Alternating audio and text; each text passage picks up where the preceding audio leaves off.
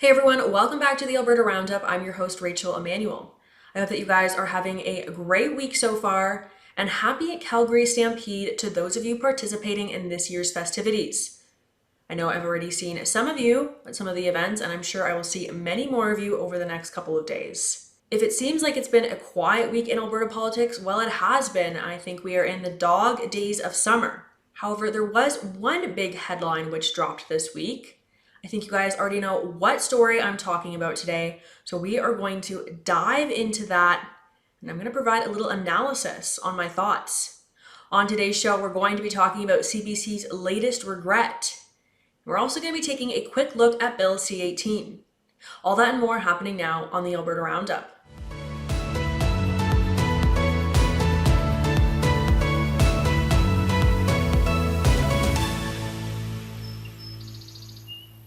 Unless you live under a rock, you likely heard that the CBC had to apologize this week for a story it published back in January, in which it erroneously claimed that staff in Alberta Premier Danielle Smith's office had contacted Crown prosecutors challenging their assessment of cases stemming from COVID-19 and the Coutts border blockade. Shortly after that story was published, CBC updated it with an editor's note, saying that it had not viewed the emails in question. Further cracks began to show in the story when Danielle Smith, her staff, and Crown prosecutors all denied that the emails existed. In fact, the public service conducted an independent investigation, and it also found no evidence of such emails. And so it seemed the story began to unravel even further. Fast forward to May, we are now in the Alberta provincial election, and CBC was still standing behind its reporting. But then came the independent ethics investigation from the Alberta Ethics Commissioner, in which she also found no evidence of emails between Danielle Smith's office and Crown prosecutors. That was back in May. We are now in July, and what happened this week? CBC went back to update the story and say that they returned to their sources, re-interviewed them, and could not confirm that the emails did exist.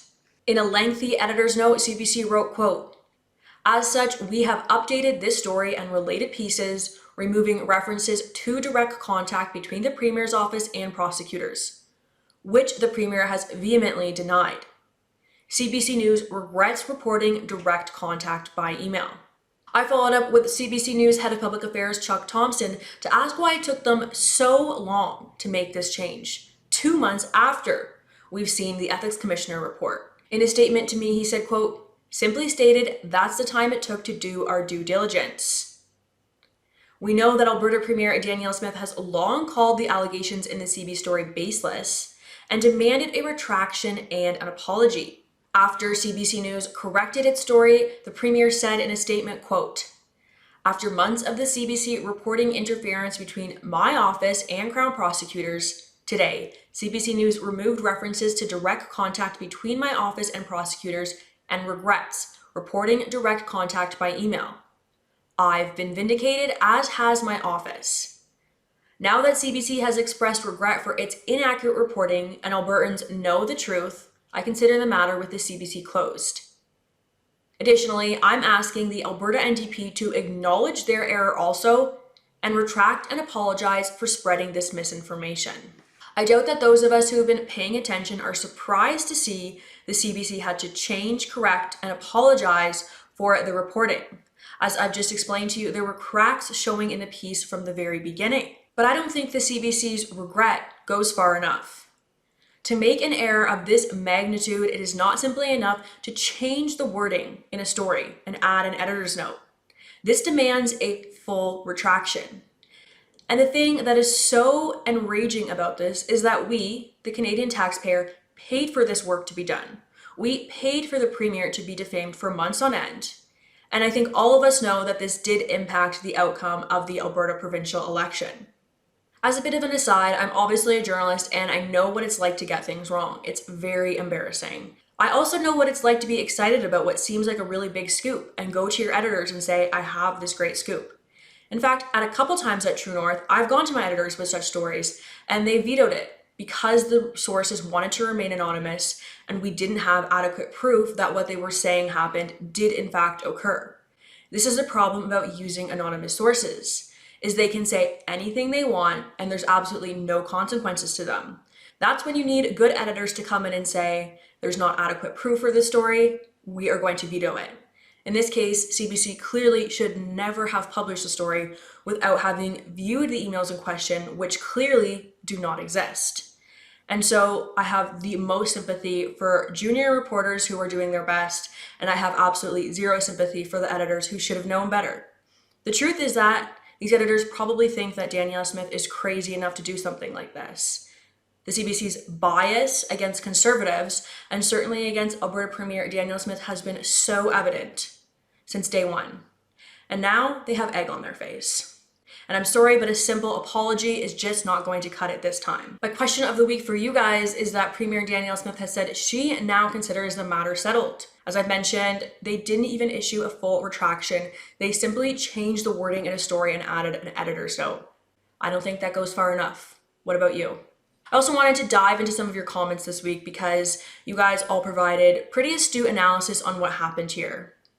Twitter user Reagan Nelson said maybe CBC should use investigative journalism to base their stories on, instead of anonymous phone calls in the night. If you are actually a news service, you would verify all stories before you print them. Basic journalism. Todd Glassman wrote, shouldn't they attempt due diligence before printing an incredibly damaged and completely false story? And Voodoo the Viking had this funny fake encounter of the CBC publishing a story and then deciding if they would figure out whether or not it was true in a few months. Honestly, I had to laugh at all of these because it's exactly correct. Of course, you shouldn't do your due diligence after the story was published. It should have been done well in advance, especially with a story of this magnitude, which had lasting repercussions. Moving on to our next story here, I did have a chance to do another midweek interview, and it looks like most of you guys had the opportunity to catch it.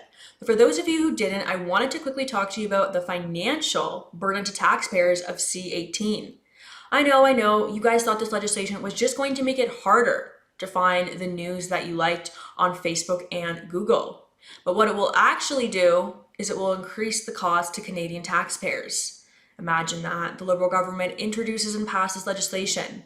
And of course, there's a fee to all of us. Here's what Chris Sims, the Alberta director of the Canadian Taxpayers Federation, told me about Bill C-18 earlier this week. The Heritage Minister piped up and said, oh, don't worry. We need to make sure that these newsrooms stay open. Who's we? The government, I guess. And we are going to make sure that you have the resources you need. Now, resources, of course, is government speak for taxpayers' money.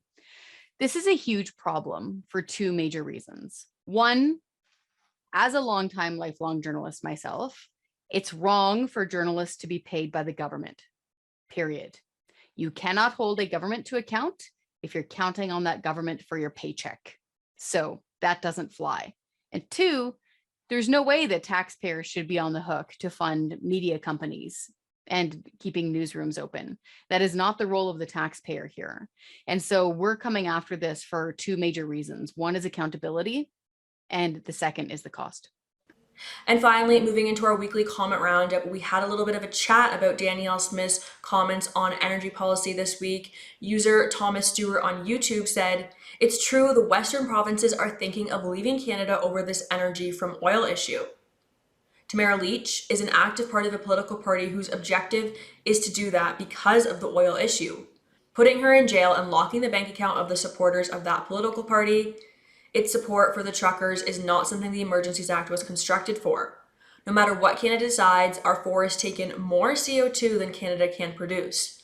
So it's pointless to punish the poor by taxing them out of food, fuel, warmth, when all that it can accomplish is perhaps to end the nation from sea to sea. User Ed Friesen said Dina Hinshaw was a big part of the problem with AHS, not a solution. Perhaps we have just identified about 100 doctors who are also not part of making our healthcare better for Albertans. Our healthcare system was severely broken and still has a long ways to go back to acceptable standard. Okay guys, that's all I have for you today. I just want to let you know that there won't be a show next week as I am away. I hope that you guys have a great couple of weeks, As always, if you're able, please consider supporting our work. You can do that over at donate.tnc.news. And I'll see you all in a few weeks. God bless.